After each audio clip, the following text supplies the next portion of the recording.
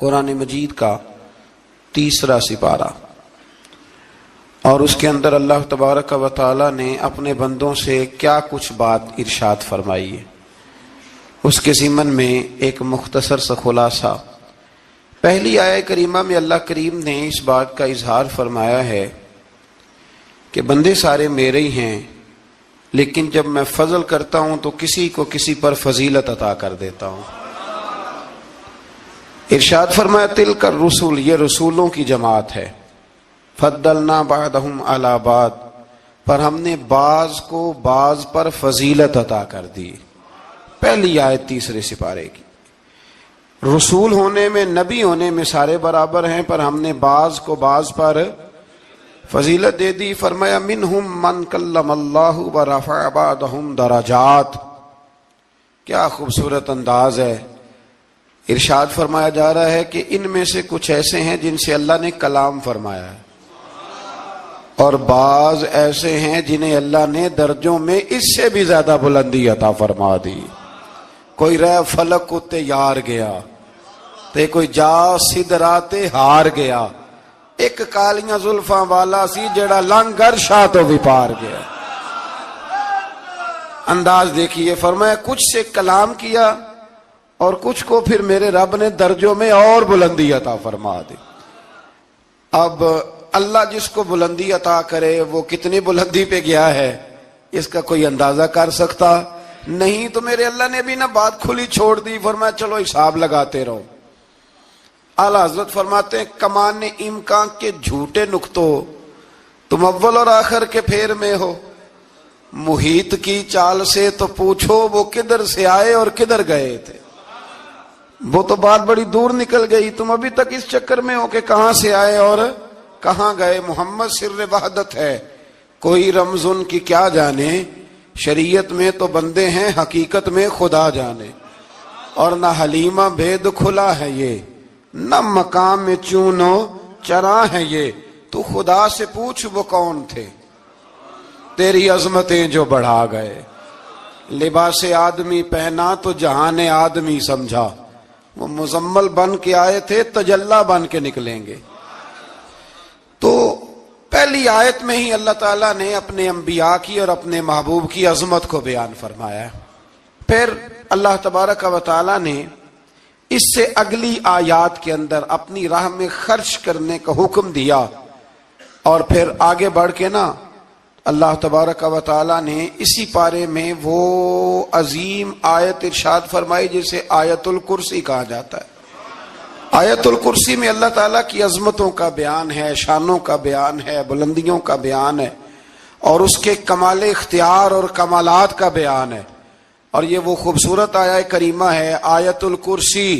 یہ حدیث آپ نے آج رٹ لینی ہے، یہ رٹ لینی ہے آپ نے حدیث، اور اتنی پکی رٹنی ہے کہ میرا مشورہ ہے کہ بچوں کے کانوں میں بھی بتانی ہے کہ یہ کام بھولنا نہیں۔ نبی پاک علیہ السلام نے فرمایا جو ہر فرض نماز کے بعد آیت الکرسی پڑھے گا نا، وہ مرنے سے پہلے پہلے جنت میں اپنا مقام دیکھ لے گا۔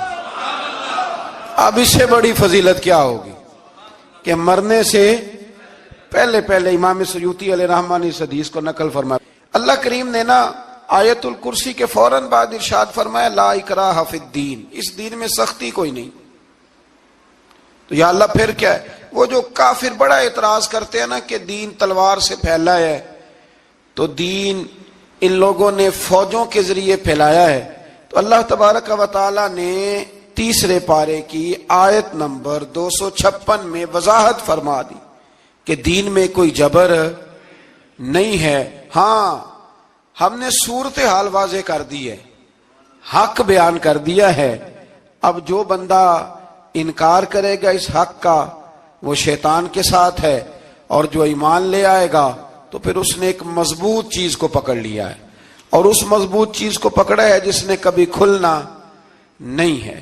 فرمایا دین میں کوئی جبر نہیں، سختی نہیں، لیکن نا دل اللہ کے کنٹرول میں ہے نا سارے، تو اللہ اگر چاہے تو سارے کافروں سے کلمہ پڑھوا دے، لیکن رب فرماتا ہے میں تمہیں حق بتاؤں گا، مان لو گے تو جنت ہے، نہ مانو گے تو جہنم ہے۔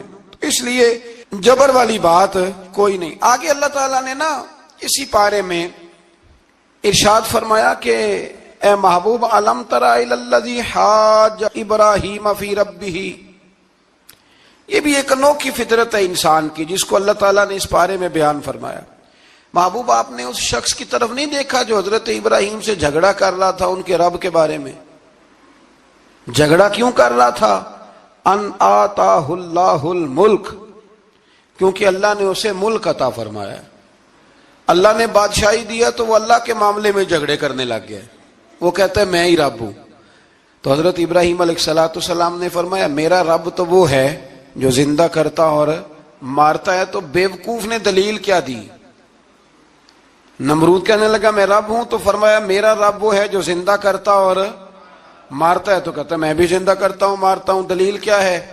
ایک سزائے موت کا قیدی منگایا، اور حضرت ابراہیم علیہ السلام کے سامنے کہنے لگا بھی تمہاری سزا کیا تھی؟ وہ کہنے لگا کل پرسوں پھانسی ہونے والی تھی۔ کہنے لگا جاؤ تم آزاد ہو۔ کہنے لگا دیکھ لو میں نے زندگی دے دی نا، حالانکہ یہ پرسوں مر جاتا، اور ایک بے گناہ کو پکڑا، تلوار ماری اور قتل کر دیا۔ کہنے لگا دیکھو میں بھی تو زندگی اور موت دیتا ہوں۔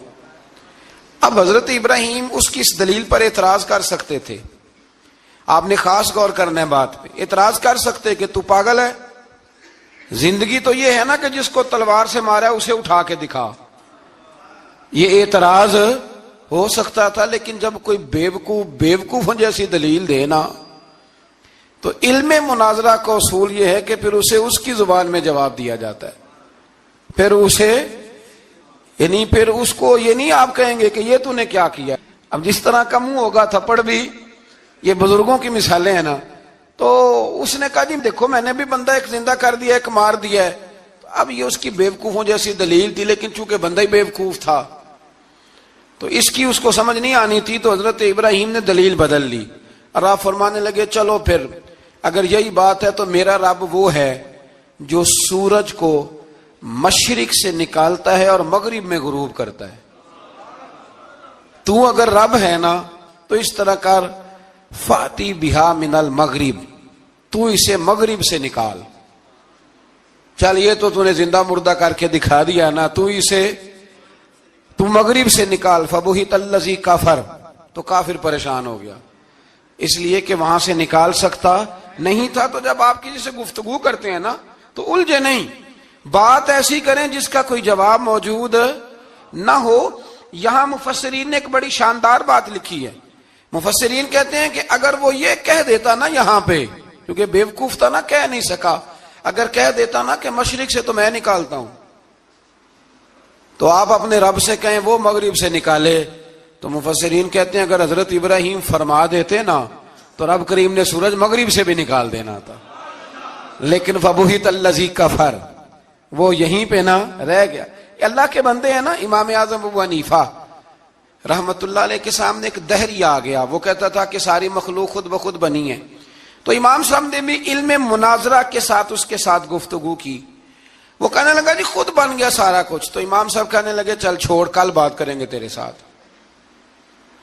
وہ کل دوبارہ آیا تو امام اعظم دریا کے کنارے کھڑے تھے، کہنے لگا امام صاحب بڑے پریشان کھڑے ہو، تو آپ فرمانے لگے پریشان اس لیے ہوں کہ میں نے عجیب ہی نظارہ دیکھا ہے، ابھی ابھی ایک درخت خود بخود کٹا ہے اور خود بخود اس کے تختے بن گئے، خود بخود رندا چلا ہے، خود بخود کشتی بن گئی ہے، خود بخود دریا میں اتری ہے، اور خود بخود کچھ بندوں کو ادھر لے کے آنے لگ گئی ہے، کچھ کو یہاں سے ادھر لے کے جانے لگ گئی ہے، سارا کچھ خود۔ وہ کہنے لگا حضور سیانے بیانے بندے ہیں، کبھی کشتی بھی خود بخود بنی ہے، کبھی بندے خود بخود ادھر سے ادھر بھی گئے ہیں۔ آپ فرمانے لگے کشتی خود بخود نہیں بن سکتی تو اتنی بڑی کائنات خود بخود کیسے بن گئی؟ اور اگر بندے ادھر سے ادھر خود بخود نہیں آ سکتے تو بتا یہ سورج اور چاند خود بخود ادھر سے ادھر کیسے روز چلے جاتے ہیں؟ تھوڑی دیر چپ رہا، پھر آ کے امام اعظم کے ہاتھ چومے اور کہنے لگا آپ نے تو کمال کر دیا، میرا ذہن صاف ہو گیا، مجھے کلمہ پڑھائے، میں بھی مدینے والے محبوب کا غلام بن جاتا ہوں۔ تو پکی دلیلوں کے ساتھ گفتگو کرتا ہے قرآن پاک، پکی دلیلیں۔ یہ آیت سبق یہ دیتی ہے کہ آپ کسی سے بات کریں تو اب چونکہ سپارہ لمبا ہے بات رہ نہ جائے، پر یہ مضمون اتنا شاندار ہے کہ میرا یہاں رکنے کو دل کرتا ہے۔ وہ ہمارا نظریہ یہ ہے کہ امام کے پیچھے سورۃ فاتحہ نہیں پڑھنی، اگرچہ جو پڑھتے ہیں اس پر کوئی سخت فتویٰ نہیں ہم دیتے، بعض آئمہ پڑھتے ہیں، لیکن سمجھانے کے لیے امام اعظم ابو حنیفہ رحمۃ اللہ علیہ کی رائے ہے کہ امام کے پیچھے سورۃ فاتحہ نہیں پڑھنی. ہمارے پاس دلیل ہے، قرآن کہتا ہے جب قرآن پڑھا جائے تو خاموشی سے سنو، اور حضور کا فرمان موجود ہے مصنف ابن ابی شیبہ میں کہ امام کی قرات ہی مقتدی کی قرات ہے. بزرگ کہتے ہیں کہ دلیل اس طرح کی دو کہ سامنے والے کے ذہن تک بات پوری اتر جائے، آپ اسے سمجھا پائیں. امام صاحب نے جب یہ بات ارشاد فرمائی تو کچھ لوگ آپ سے مناظرہ کرنے آ گئے، 15-20 لوگ تھے. ایک ادھر سے بولتا پڑھنی چاہیے سورت امام کے پیچھے، ایک ادھر سے بولتا پڑھنی چاہیے، ایک ادھر سے بولتا. تو امام اعظم ابو حنیفہ فرمانے لگے تم سارے پڑھے لکھے لوگ ہو، یہ گفتگو کا طریقہ ہے؟ اس طرح بات کرتے ہیں کسی کے سامنے؟ میں اکیلا ہوں اور تم 15 لوگ ہو، کوئی ادھر سے بولتا ہے کوئی ادھر سے بولتا ہے، طریقہ کرو کوئی بات کا. وہ چپ کر گئے، کہنے لگے ویسے ٹھیک تو ہے، ہم تو غیر مہذب ہو گئے. تو امام صاحب کہنے لگے ایک بندے کو منتخب کرو، وہ میرے سامنے آئے. انہوں نے ایک بندہ منتخب کر لیا. وہ کہنے لگا جناب یہ ہمارا نمائندہ ہے، یہ اگر جیت گیا تو ہم سارے جیت گئے، یہ اگر ہار گیا تو ہم سارے. تو امام صاحب کہنے لگے کیوں منتخب کیا؟ کہنے لگے جی سارے بولیں گے تو سمجھ نہیں نہ آئے گی کوئی کیا کہہ رہا ہے، کوئی کیا کہہ رہا ہے، کوئی کہاں ہے کوئی کہاں ہے. تو امام صاحب کہنے لگے میرا بھی مسئلہ یہی ہے، ایک الحمدللہ رب العالمین پہ ہے اور دوسرا صراط الذین انعمت علیہم پہ ہے. تو میں بھی کہہ رہا ہوں کہ جو امام آگے لگا لیا نا اس پر اعتبار کرو، اس پر اعتبار کرو. تو دلیل وہ دیں کہ جو دلیل سامنے والے کے ذہن میں اتر جائے. چلیں جی تھوڑا آگے چلتے ہیں.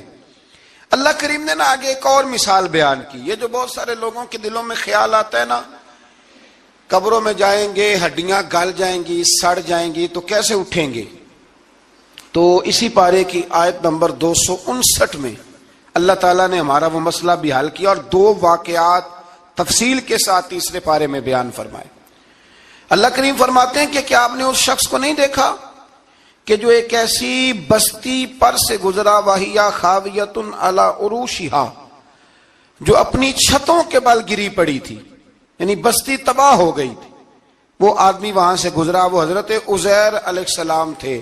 بہت سارے مفسرین کے نزدیک بعض نے یہ لکھا ہے کہ چونکہ یہاں اللہ نے کسی کا ذکر نہیں کیا تو ہم بھی کسی کو مخصوص نہیں کرتے، لیکن کثیر کی تعداد یہ ہے کہ حضرت عزیر تھے. آپ گزرے ایک بستی میں تو آپ نے دیکھا کہ وہ بستی تباہ حال ہو گئی ہے اور زمین پلٹ دی گئی ہے، چھتوں کے اوپر لوگ مرے ہوئے پڑے ہیں. تو آپ کے دل میں خیال آیا کہ یا اللہ تو انہیں کیسے زندہ کرے گا بعد موتہا، مرنے کے بعد. خیال آیا، اللہ کریم نے نا انہی پہ موت طاری کر دی، حضرت عزیر علیہ السلام پہ. ان کے پاس تھوڑا سا کھانا تھا، ایک گدھا تھا، درخت کے نیچے لیٹ گئے گدھے کو باندھ کے. اللہ تعالیٰ نے ان پر نیند طاری کی اور وہ 100 سال تک سوتے ہی رہے. وہ بے آباد بستی آباد ہو گئی، وہاں شہر آباد ہو گیا، دنیا آباد ہو گئی، زمانہ آباد ہو گیا. آپ جب سوئے تو آپ کی عمر مبارک 40 سال تھی. 100 سال کے بعد اٹھے، ثم بعثا، جب اٹھے قال کم لبثت، اللہ نے فرمایا کتنی دیر سوئے؟ قال لبثت یوما او بعد یوم، کہنے لگے یا ایک دن سویا ہوں یا دن کا تھوڑا سا حصہ. تو رب کریم نے فرمایا نہیں، آپ تو 100 سال تک سوئے رہے. فرمایا وہ دیکھو ذرا گدھے کی طرف. وہ گدھا جو تھا نا ان کا وہ گل سڑ گیا، ہڈیاں بکھر گئیں، اور وہ جو کھانا تھا نا پھل تھے، شربت تھا، سالن تھا، اس کا حال یہ ہے کہ لم یتسنہ، وہ باسی بھی نہیں ہوا. یہ ہے میرے رب کی قدرت. جس نے پہلے گل سڑ جانا تھا وہ باسی بھی نہیں ہوا اور وہ گدھا اس کی ہڈیاں بھی بکھر گئیں. تو رب کریم نے فرمایا سمجھ آئی ہے میں مردے کیسے زندہ کروں گا؟ عرض کی یا اللہ ایسی سمجھ آئی ہے جو کبھی بھولے گی بھی نہیں. 100 سال تک سوئے رہے. یہ بڑا لطیف واقعہ ہے. حضرت عزیر علیہ السلام اٹھ کے نا تو اپنے گھر گئے تو کوئی پہچانتا ہی نہیں تھا. ایک بوڑھی اماں جس کی عمر بہت زیادہ ہو گئی تھی اس کو جا کے سلام لی تو آپ فرمانے لگے اس اماں سے یہ عزیر کا گھر ہے؟ تو اماں فرمانے لگی ہاں ہے تو عزیر کا، لیکن وہ تو 100 سال پہلے غائب ہوئے، دوبارہ آئے ہی نہیں. آپ فرمانے لگے اماں میں ہوں عزیر. اماں کہنے لگی کہ عزیر کی تو ہر دعا قبول ہوتی تھی، اگر آپ عزیر ہیں نا تو دعا کریں، میری ٹانگیں جواب دے گئی ہیں، آنکھوں سے نظر نہیں آتا، آپ دعا کریں، اگر آپ واقعی عزیر ہیں تو اللہ مجھے شفا دے دے گا۔ تو حضرت عزیر نے دعا کی تو رب نے انہیں شفا دے دی۔ حضرت عزیر کی عمر اس وقت بھی 40 سال تھی۔ حضرت عزیر کی عمر جب گئے تب بھی، واپس آئے تو، اور حضرت عزیر کا بیٹا ان سے ملا تو اس کی عمر 118 سال تھی، پوتے بھی بوڑھے تھے۔ لوگوں نے حضرت عزیر علیہ السلام سے کہا یہ کیا ہے؟ فرمانے لگے یہ میرے اللہ کی قدرت ہے، یہ میرے رب کی قدرت ہے۔ آج بھی آپ دیکھ لیں کہ کچھ لوگوں کے بال ساری زندگی سفید نہیں ہوتے، اور کچھ 17 سال کے 16 سال کے نوجوان ہیں تو سارا ان کا سفید ہو جاتا ہے، علامات وہ آ جاتی ہیں جو بوڑھوں میں ہوتی ہیں۔ تو اللہ تبارک و تعالیٰ نے فرمایا کہ یہ ہماری قدرت ہے، اس طرح کر کے ہم مردوں کو زندہ کریں گے۔ جب مومن قبروں سے اٹھیں گے نا، مومن آنکھ کھلے گی تو کہیں گے سویرا ہو گیا، جیسے ابھی سوئے تھے نا، کہیں گے دن چڑھ گیا ہے، تو اللہ فرمائے گے ہاں دن بھی چڑھ گیا ہے اور رب رسول کے دیدار کا نظارہ بھی تمہیں دیا جائے گا، اٹھو بڑی شاندار صبح ہوئی ہے۔ اور کافر جب اٹھے گا تو کہے گا اوہو اب میرے لیے کیا نئی سزا ہے۔ تو اس سے بالکل آگے متصل حضرت ابراہیم علیہ السلام کا وہ واقعہ اسی پارے میں ذکر کیا گیا ہے۔ جب حضرت ابراہیم علیہ السلام نے کہا تھا کہ اے اللہ مجھے دکھا تو مردے کیسے زندہ کرے گا، تو رب کریم نے فرمایا یقین نہیں، عرض کی یا اللہ اطمینان قلبی کے لیے۔ ایک علم الیقین ہوتا ہے، ایک عین الیقین ہوتا ہے، ایک حق الیقین ہوتا ہے۔ کہ یا اللہ میں اطمینان قلبی کے لیے، تو اللہ نے فرمایا 4 پرندے لے لو۔ حضرت ابراہیم علیہ السلام نے 4 پرندے لیے، کچھ نے لکھا ہے کوا تھا، مور تھا، مرغی تھی، کبوتر تھا، مختلف نام آئے۔ وہ 4 پرندے لیے، پھر ان کو ذبح کیا، پھر ان کا قیمہ بنایا، پھر گوشت ایک دوسرے میں مکس کیا، پھر 4 مختلف پہاڑیوں پہ رکھا۔ اللہ نے فرمایا مکس ہو گئے نا آپس میں، اب تم آواز دو۔ حضرت ابراہیم نے آواز دی اور رب نے زندگی دی، اور وہ پرندے اپنی ٹانگوں پر چلتے ہوئے حضرت ابراہیم کے پاس آ کے کھڑے ہوئے۔ تو فرمایا ابراہیم جس طرح ان کو زندہ کیا نا، اسی طرح پھر قبروں سے میں ہڈیاں بھی زندہ کر کے نکال دوں گا۔ میں ایک فلسفی کو پڑھ رہا تھا، یہ ہمارے جدید دور کے فلسفی بڑے عجیب باتیں کرتے ہیں۔ وہ کہتے ہیں جی ہوا ایسی چلتی ہے کہ انسان قبر میں ہوتا ہے تو ہڈیاں گل سڑ جاتی ہیں تو کوئی بھی نہیں بچتا، اور پھر آپ کہتے ہیں کہ کچھ کو عذاب ہوتا ہے کچھ کو ثواب ہوتا ہے۔ تو قبر کے اندر جب مردے چلے گئے تو آپ یہ بھی کہتے ہیں بعض لوگ کہ ایک قبر سے 70 اٹھیں گے تو ایک کو عذاب ہو رہا ہے ایک کو ثواب ہو رہا ہے، یہ کیا ماجرا ہے؟ ہمارے بزرگوں نے جواب دیا ہے، ہمارے بزرگوں نے یہ جواب دیا ہے کہ یہ ہوائیں، یہ فضائیں، یہ ساری اللہ کی قدرت ہے۔ ہر آدمی کو ٹھنڈ لگ جاتی ہے سردیوں کے موسم میں۔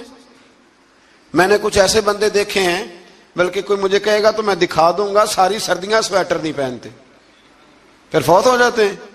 اور کئیوں نے 6 پہنے ہوتے ہیں، پھر بھی دانت کے ساتھ دانت بج رہا ہوتا ہے، وہ کہتے ہیں توبہ توبہ بڑی ٹھنڈ ہے۔ یہ بھائی آب و ہوا ایک ہی ہے، لیکن وجود کے اثر قبول کرنے کے معاملات بھی اور ہی ہیں۔ یہی معاملہ قبر میں ہوگا۔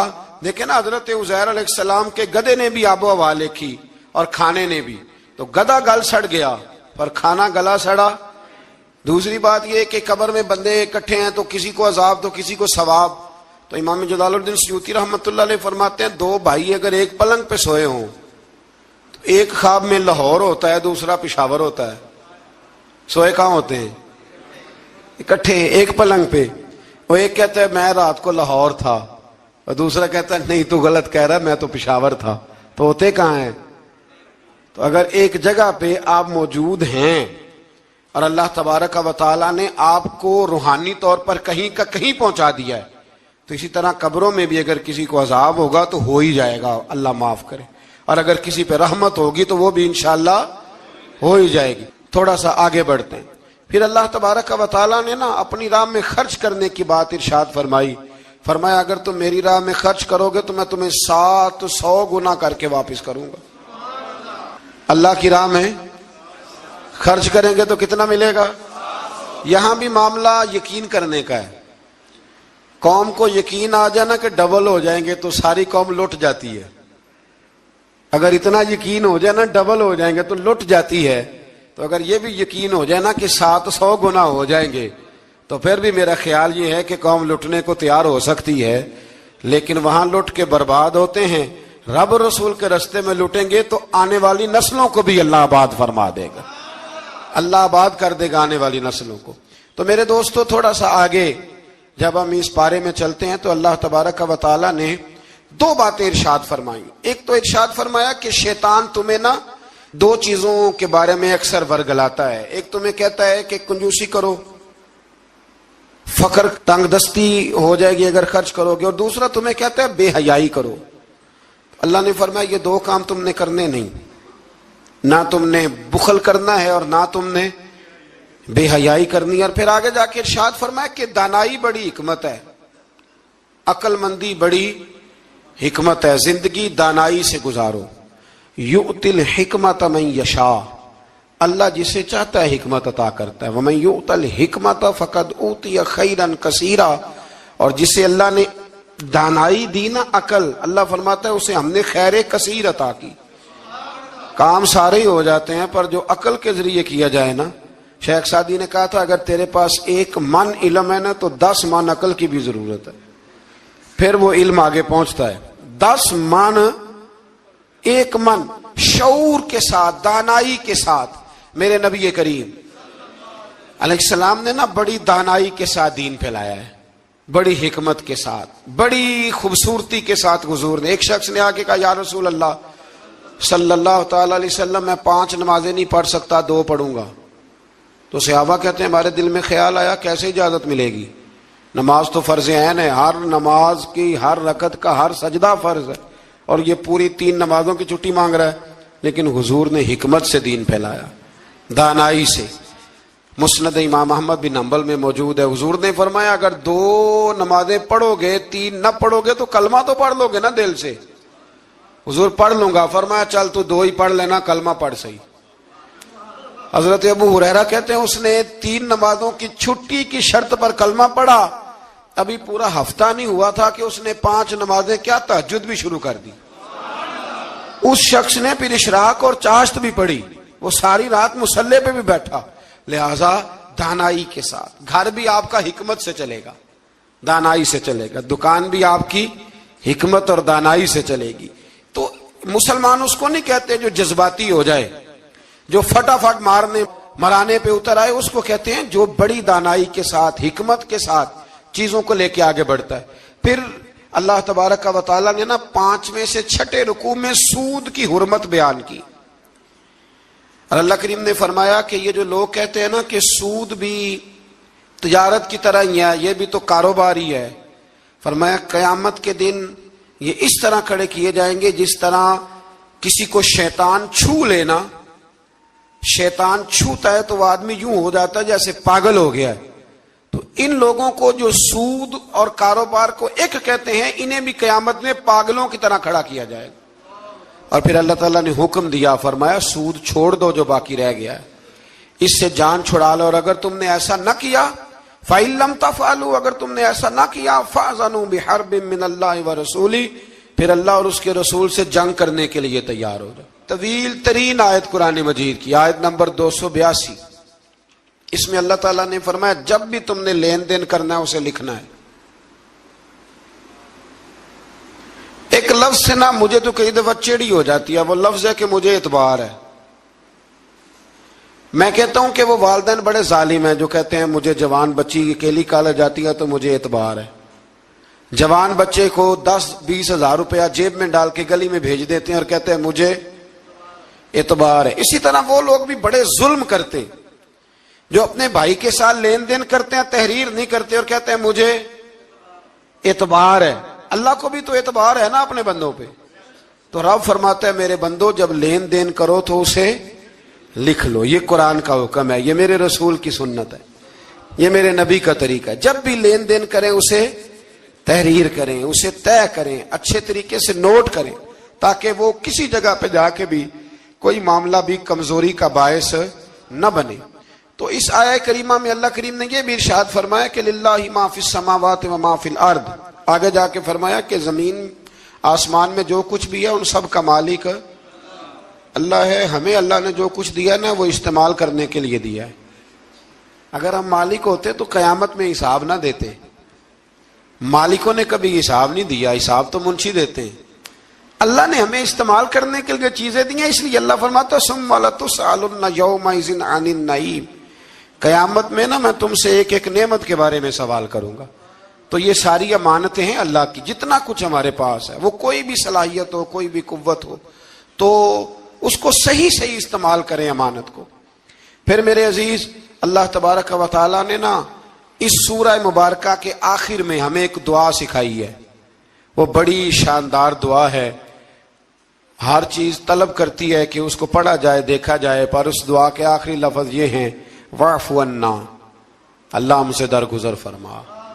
اور آخری لفظ یہ ہیں کہ واغفر لنا، اللہ ہمیں بخش دے، وارحمنا، اور اللہ ہم پہ رحم فرما، اس لیے کہ انت مولانا، تو ہی ہمارا مددگار ہے. فانصرنا علی القوم الکافرین، اللہ کافروں کے مقابلے ہمیں ہماری مدد فرما.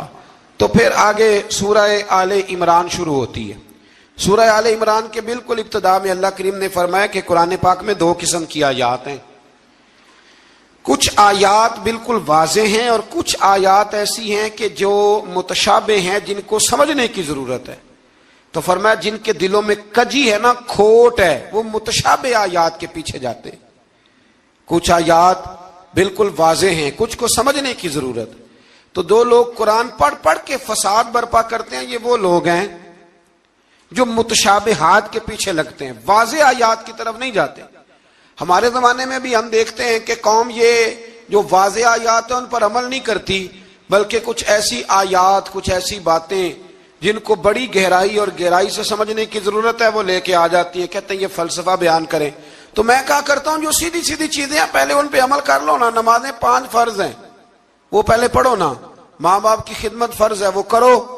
حق سچ بولو، حلال روزی کھاؤ، جو ہے وہ دیانتداری کا مظاہرہ کرو. تو یہ کام کرو نا. پھر آگے فلسفے میں بھی چلے جائیں گے، پھر منطق کی باتیں بھی چھیڑ لیں گے. تو جو واضح چیزیں ان پر تو عمل کر لیں. وہ باریکیوں میں جانا، پہیلیاں جو ہے وہ بجھانا اور بڑی بڑی عجیب باتیں کرنا، ان سے نکلیں. اللہ تبارک و تعالی ہمیں سمجھنے کی توفیق عطا کرے. پھر اس سے آگے جا کے نا تو اللہ تبارک و تعالی نے اسی آیہ کریمہ کے اندر حضرت مریم کا ذکر فرمایا ہے. جناب مریم سلام اللہ علیہا اللہ تبارک و تعالی کی وہ پاک باز بندی ہیں جن کی ماں نے منت مانگی تھی کہ اللہ اگر تو مجھے بچہ دے گا نا تو میں وہ تیرے رستے میں دے دوں گی. یہ حضرت عمران علیہ السلام کی صاحبزادیاں جناب مریم اللہ کی ولیاں ہیں. عورت نبی ہو سکتی، یہ کیا ہیں؟ اللہ کی ولیہ. تو حضرت مریم جب وہ بچہ پیدا ہوا ان کی ماں نے منت مانگی تھی. یہ قرآن مجید ہے، یہ 3 پارہ ہے اور اس کی جو آیات ہیں وہ ہیں آیت نمبر 34-35. اس سے آگے جب آپ چلیں گے تو یہ سارا مضمون سورہ آل عمران میں آپ کو ملے گا. تو جب آپ کی ولادت ہوئی تو بیٹی پیدا ہو گئی. تو اب حضرت جناب مریم سلام اللہ علیہا کی جو والدہ تھی نا وہ ان کو لے گئی جناب زکریا علیہ السلام کے پاس. وہ ان کے خالو تھے. کہا میں نے منت مانگی تھی کہ میں بچہ ہوگا تو مسجد کے لیے وقف کروں گی، تو اللہ نے بچی دی ہے. تو حضرت زکریا نے جناب مریم کے لیے اوپر چھت پہ ایک محراب بنا دیا. وہ محراب کے اندر رہتی تھی، وہاں عبادت کرتی تھی. حضرت زکریا آپ کے خالو بھی تھے، اللہ کے پیغمبر بھی تھے. وہ وہاں بیٹھا کرتے تھے اور ان کی پرورش کرتے، کھانے پینے کا خیال کرتے. بڑی خاص بات ہے، عقیدے کی بات ہے. جب سے پہلا سپارہ ہم نے شروع کیا نا تو تھوڑی سی دیر کے بعد وہ عقیدہ آ جاتا ہے جس عقیدے پہ اللہ تعالیٰ نے مجھے اور آپ کو قائم رکھا ہوا ہے. ذرا دیکھیں یہاں بھی بات کھول کے کیسے واضح آتی ہے. حضرت جناب مریم جب جوان ہو گئیں تو حضرت زکریا ایک دن اندر داخل ہوئے تو دیکھا کہ وہاں بے موسم پھل پڑے ہوئے ہیں. موسم بھی نہیں ہے اور وہ پھل موجود ہیں. تو اللہ کے نبی نے اللہ کی ولیہ سے پوچھا کہ یہ کہاں سے آئے؟ انا لکی ھذا، پوچھنے لگے حضرت زکریا یہ کہاں سے آئے؟ قالت ہوا من عند اللہ.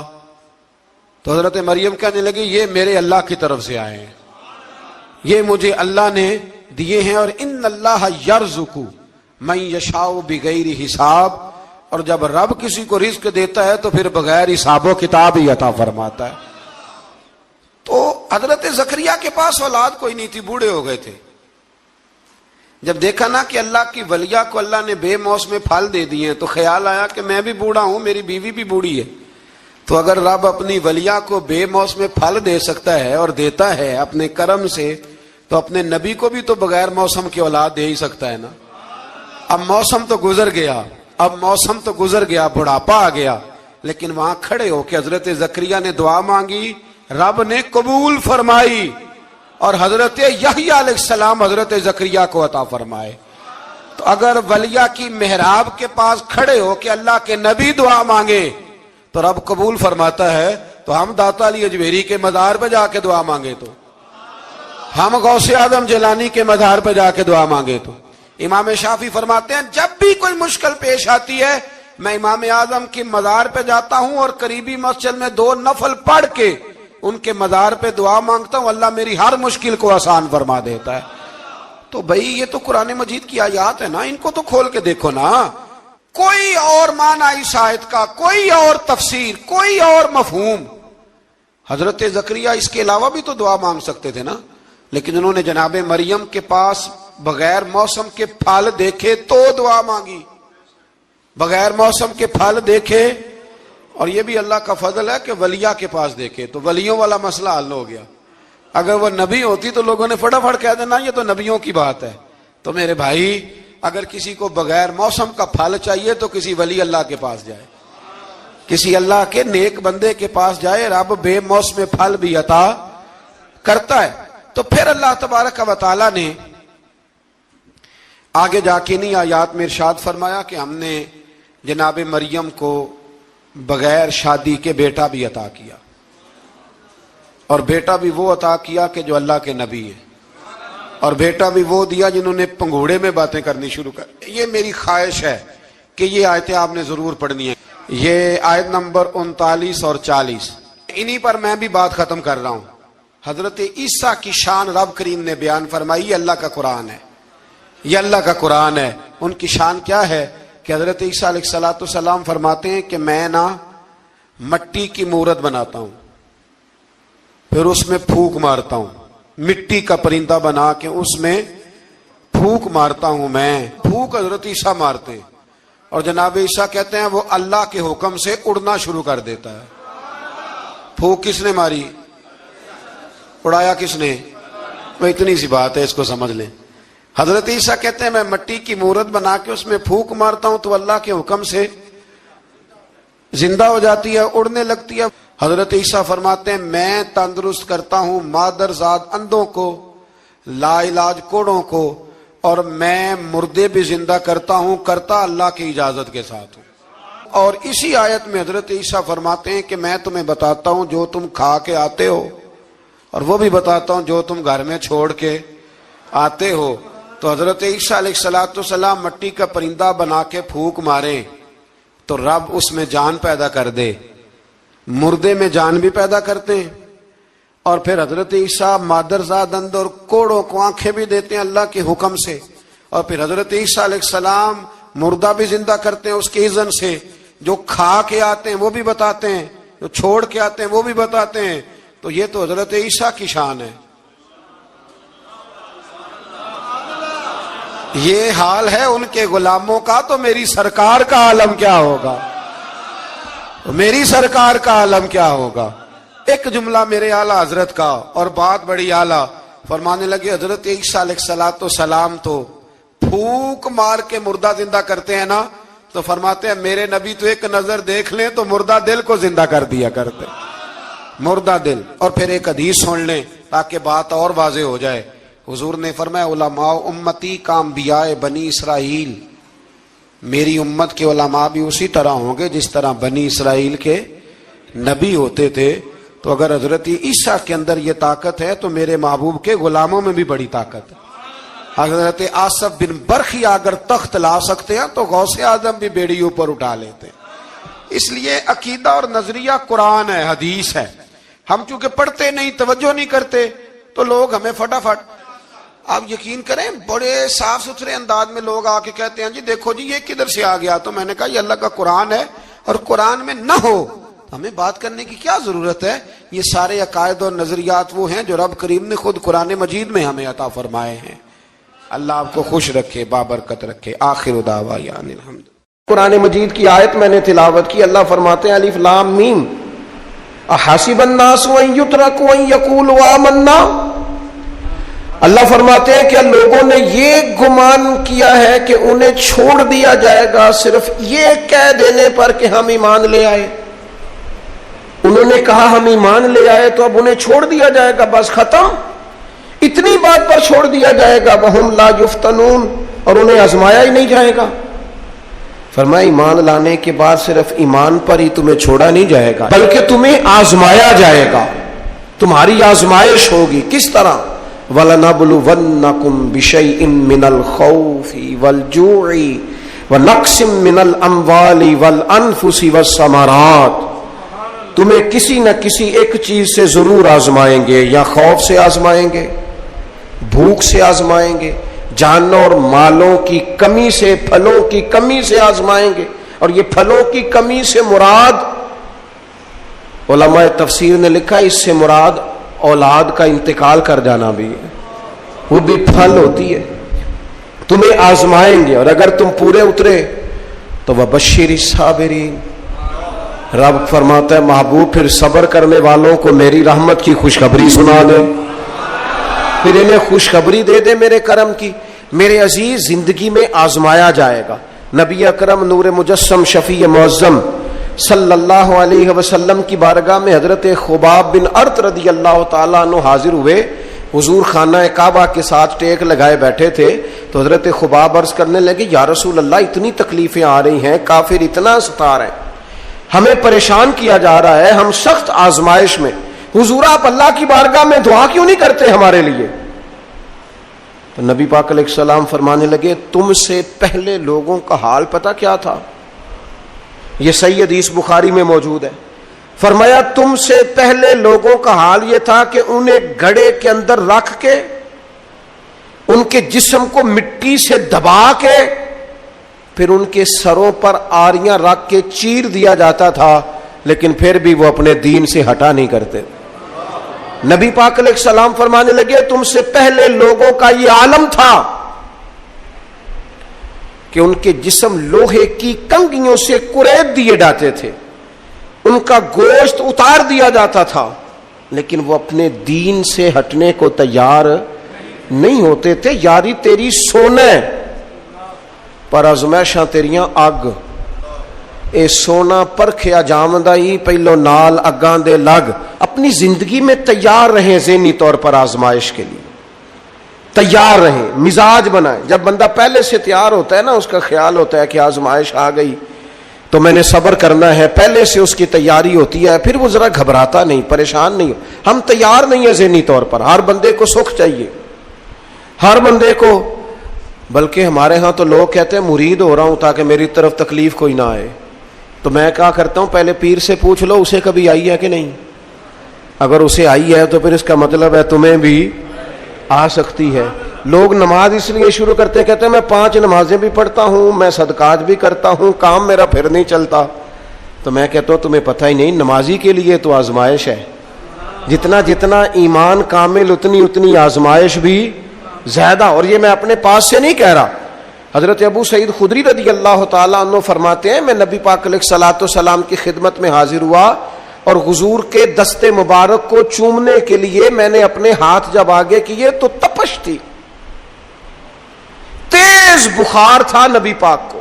تو حضرت ابو سعید خدری رضی اللہ تعالیٰ عنہ ارشاد فرماتے ہیں کہ میں نے، یہ سنن ابن ماجہ میں موجود ہے، فرماتے میں نے عرض کیا یا رسول اللہ صلی اللہ علیہ وسلم اتنا تیز بخار؟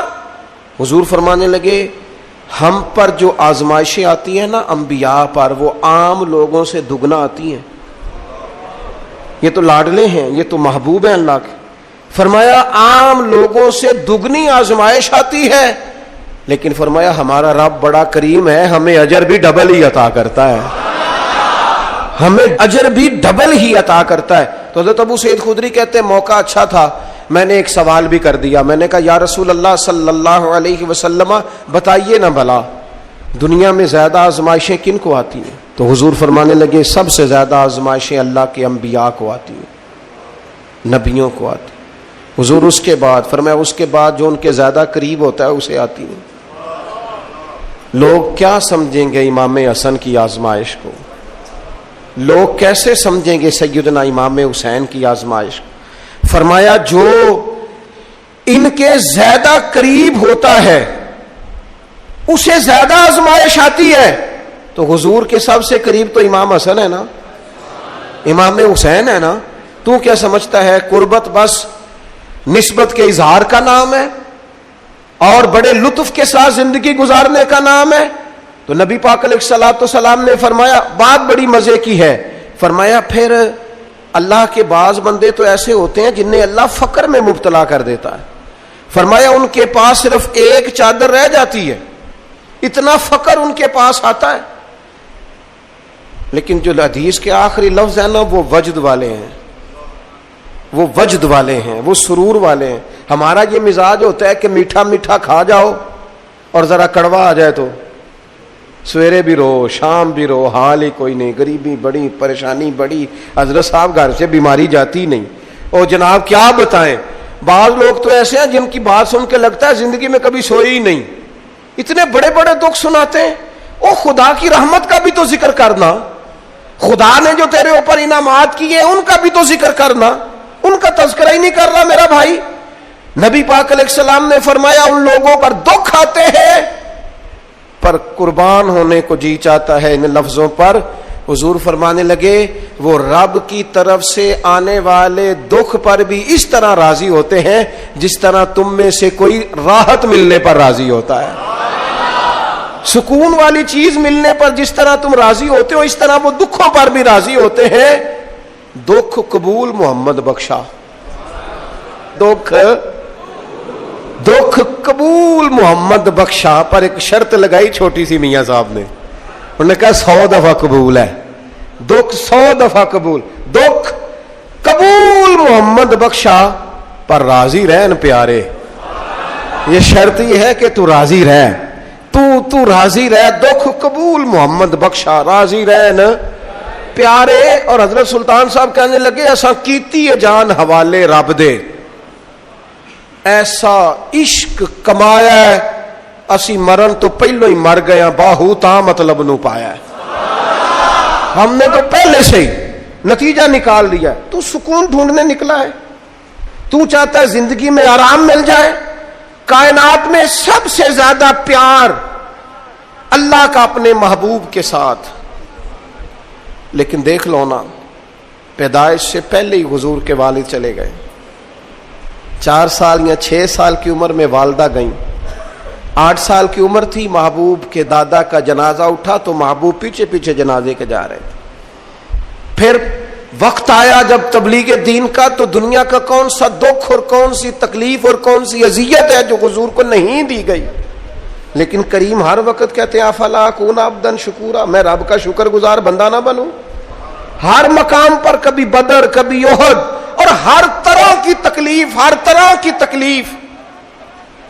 کبھی بیٹیوں کا دکھ, کبھی سیدہ عائشہ صدیقہ کے بارے میں منافقوں کی نازیبہ گفتگو.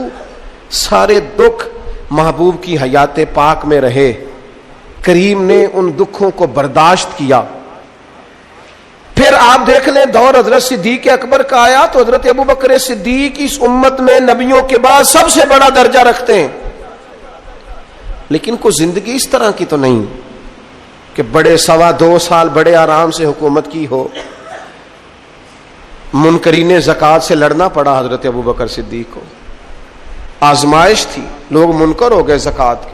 حضرت صدیق اکبر لڑے, ختم نبوت کے تحفظ کے لیے لشکر تیار کیے, بہت سارے مسائل کا سامنا کرنا پڑا. صبح دن راتیں جناب ابوبکر نے مشقت کر کے خلافت اسلامیہ کو مضبوط کیا. دور حضرت عمر کا آیا, ساری دنیا مدینہ منورہ میں اندر سے دروازے بند کر کے سخت گرمی میں سوتی ہے.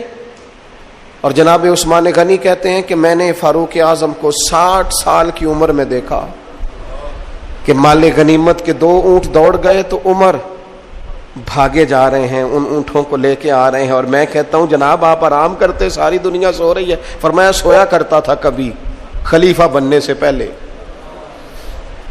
عمر کسی غلام کو کہہ دیتے، تو چونکہ پیار تھا نا، یارانہ تھا نا، حضرت عثمان بڑی محبت سے کہتے ہیں، امیر المومنین کسی غلام سے کہتے ہیں اگر مال غنیمت کے اونٹ چلے گئے تھے تو لے آتا۔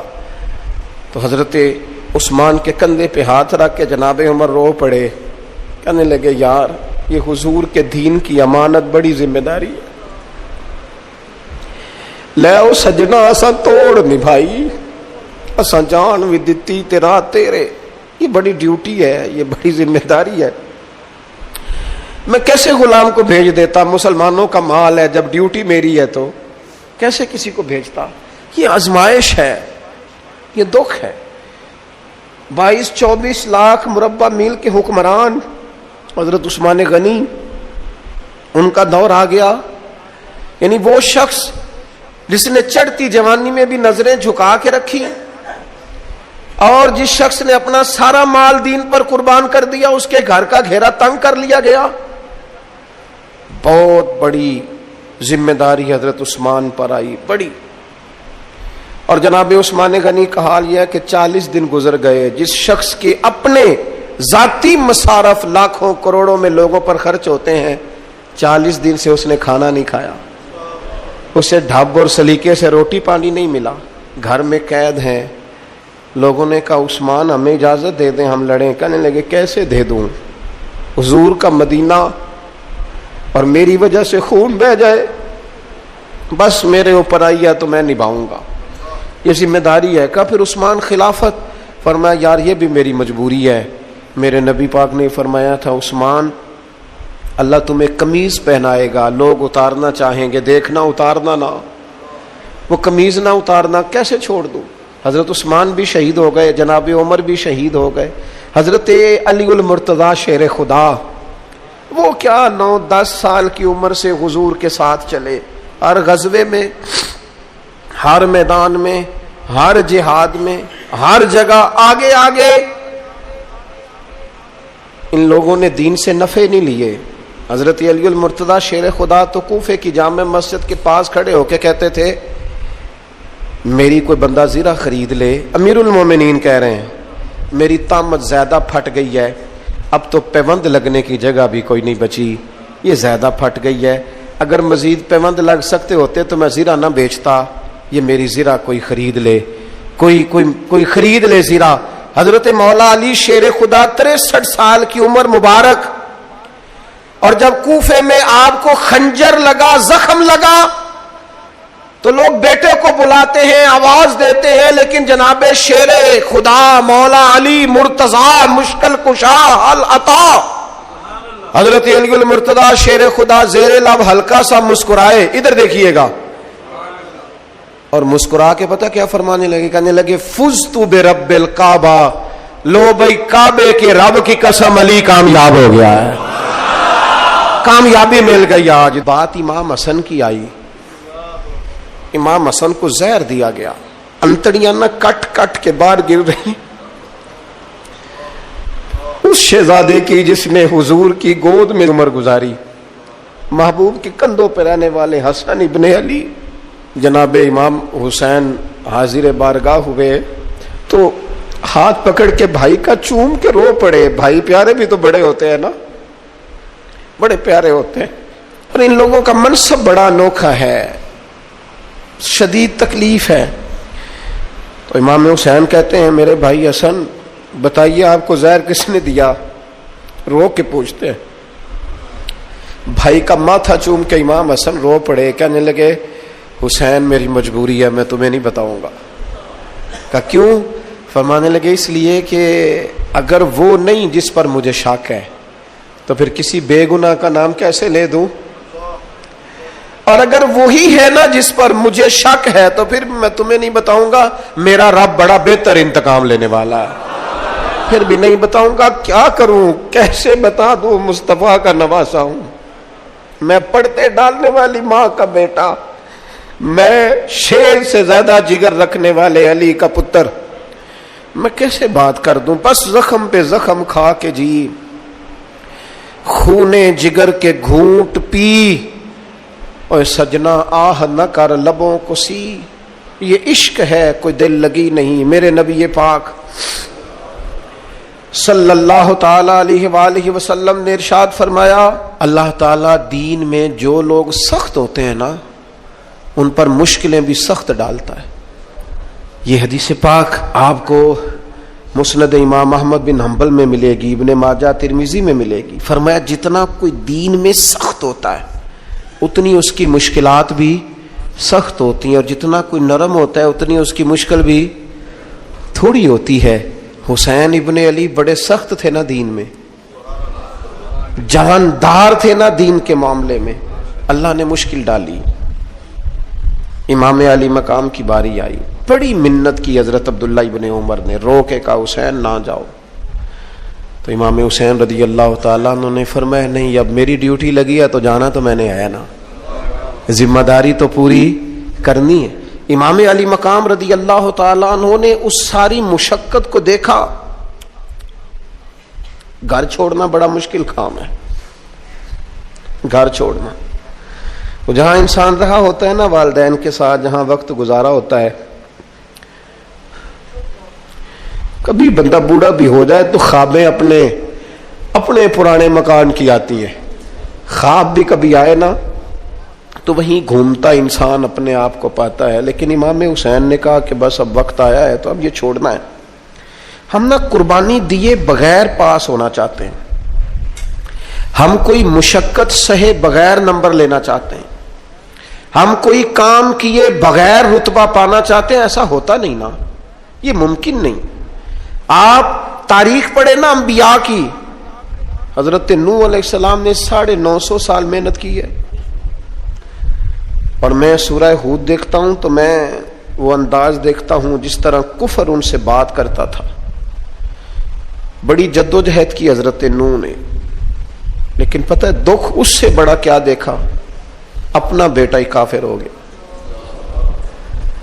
مالک امتحان ڈالتا ہے تو بڑے بڑے، اور حضرت نوح نے اپنے بیٹے کو ڈوبتے دیکھا، کہا مالک میرا بیٹا، فرمایا نہیں یہ تیرا ہے ہی نہیں، تیرے طریقے پر نہیں تو تیرا کیسے ہوگا؟ کسی کی نسل کہلانے کے لیے تو اس کے عقیدے پر ہونا ضروری ہے، تیرا نہیں۔ حضرت نوح نے مشقت دیکھی۔ واتخذ اللہ ابراہیم خلیلا، ابراہیم اللہ کے پیارے ہیں نا، لیکن زندگی پوری پڑھ کے دیکھ لو، ساری کی ساری مشقت مصائب سے بھری ہوئی، آزمائشوں سے لدی ہوئی۔ کبھی انہیں قوم آگ میں ڈالتی ہے، اور کبھی 86 سال عمر ہو گئی تو اولاد کوئی نہیں، اور دعا مانگ کے رب بیٹا وہ دیتا ہے جس کی پیشانی میں نور محمدی چمکتا ہے۔ اچھا پہلے دیا نہیں، اب دیا، فلما بلغ معہ سعیا، اور جب وہ ذرا ساتھ چلنے کے قابل ہو گیا، ہر بندہ کہتا نہیں منون خیر ہے میرا پتر جوان ہو گیا ہے، جب وہ بیٹا ساتھ چلنے کے قابل ہوا تو فرمایا ذبح کرو نا ذبح۔ تھوڑی دیر کے لیے دل پہ ہاتھ رکھ کے بتاؤ، اور بچے کو بخار چڑھ جائے تو نیند نہیں آتی، مائیں منتیں مانگتی پھرتی ہیں، روتے پھرتے ہیں باپ، بچے کی طبیعت ٹھیک نہیں، فقط بیمار ہے، اور جسے یہ کہا جائے ذبح کر۔ جناب ابراہیم تیار ہو گئے اور بیٹے کو ذبح کر دیا، چھری چلا دی۔ وہ تو مالک نے کہا کہ ابراہیم تم پر سلام ہو، تم نے اپنا خواب سچ کر دکھایا ہے۔ ساری زندگی دیکھیں نا آپ آزمائشوں سے بھری۔ ادھر آ جائے نا جناب ایوب ہیں، کتنے بیمار ہو گئے، کتنے بیمار ہو گئے، 12 سال گزر گئے طبیعت خراب کو، 8 دن کے بخار میں لوگوں کے شکوے، 12 سال بیت گئے، دکھ قبول محمد بخشا، بس عرض اتنی ہے کہ راضی رہن پیارے۔ آپ دیکھیں نا جناب یعقوب پیارے ہیں نا اللہ کے، لیکن آدھی زندگی روتے گزر گئی بیٹے کی یاد۔ جناب یوسف پیارے ہیں نا، سونا بنا کے نا، اور باپ کا لاڈلا بنا کے نا، محبت پوری کرا کے، پیار پورا۔ یا بنی لا تقصص رؤیاک علی اخوتک فیکیدوا لک کیدا، ان الشیطان للانسان عدو مبین، او میرے بیٹے بھائیوں سے بات نہ کرنا ورنہ وہ کچھ چال چلیں گے، شیطان آدمی کا کھلا دشمن ہے۔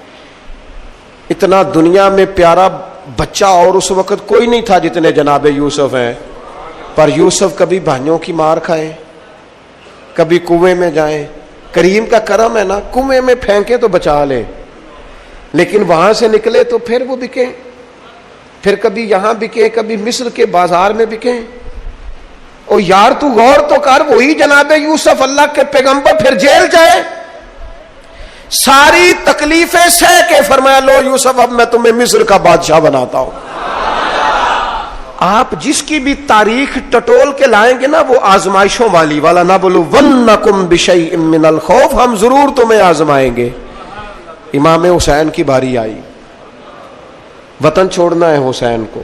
امام علی مقام نے کہا کہ ہجرت کی تھی نا حضور نے بھی وطن چھوڑا تھا، دور کھڑے ہیں نانا تیرے کرم کے خزینے کی خیر ہو، میں جا رہا ہوں تیرے مدینے کی خیر ہو۔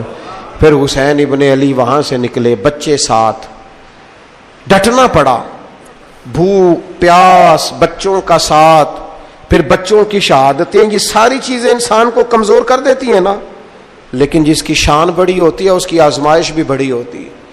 چھوٹی چھوٹی باتوں سے گھبرا جانے والی امت، ذرا ذرا سی بات پر پریشان ہو جانے والے لوگ، لڑکھڑاتے قدم، الجھے خیالات، بے چینیاں، بے قراریاں، بہتے آنسو اور ہر وقت مظلومیت کا اظہار کرتی قوم اگر اپنے قدموں پہ کھڑا ہونا چاہتی ہے، امت اگر پھر سے امت سازی چاہتی ہے، امت اگر کھڑے ہو کے اور اللہ کی عطا پر راضی رہ کر اپنی زندگی گزارنا چاہتی ہے، ایک ہی فارمولہ ہے، اس قوم کو امام حسین کی سیرت سے آگاہ کر دو، اس امت کو نبی پاک کے شانوں والے نواسے کی عظمتیں بتا دو۔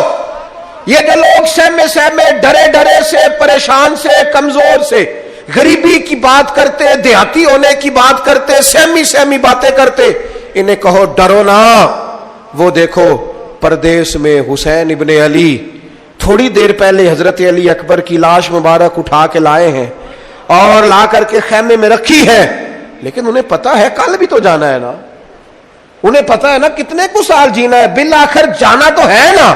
جس دھج سے کوئی مقتل میں گیا وہ شان سلامت رہتی ہے، اس جان کی کوئی بات نہیں، یہ جان تو آنی جانی ہے، موت بستر پہ بھی آ جایا کرتی ہے، لیکن جو میدانوں میں ڈٹ کے رہتے ہیں ان کو تاریخ ذرا زندہ رکھا کرتی ہے۔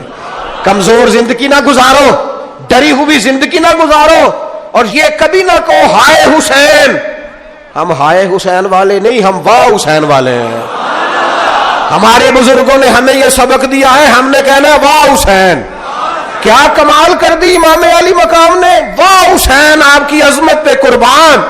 اتنے سارے دکھوں کے باوجود جب شانوں والے نانا کا شانوں والا پوتا، عظمتوں والی ماں کا عظمتوں والا بیٹا، جرت مند باپ کا بیٹا میدان میں نکلنے لگا ہے تو ڈرا ڈرا سہما سہما رو کے دلاسے دے کے آنسو پوچھ کے نہیں، بلکہ امام حسین نے ڈٹ کے کھڑے ہو کے وہ امامہ سر پہ باندھا جو محمد عربی نے عطا فرمایا تھا، وہ جبہ پہنا جو نانا نے دیا تھا، وہ تلوار پکڑی جو شیر خدا مولا علی پکڑتے تھے، اور حسین میتوں کے باوجود میدان میں آئے، فرمایا سامنے کھڑے ہو جاؤ تمہیں خطبہ دینا ہے، اس لیے کہ محمد عربی کا طریقہ ہے جمعے والے دن خطبہ دیا جاتا ہے۔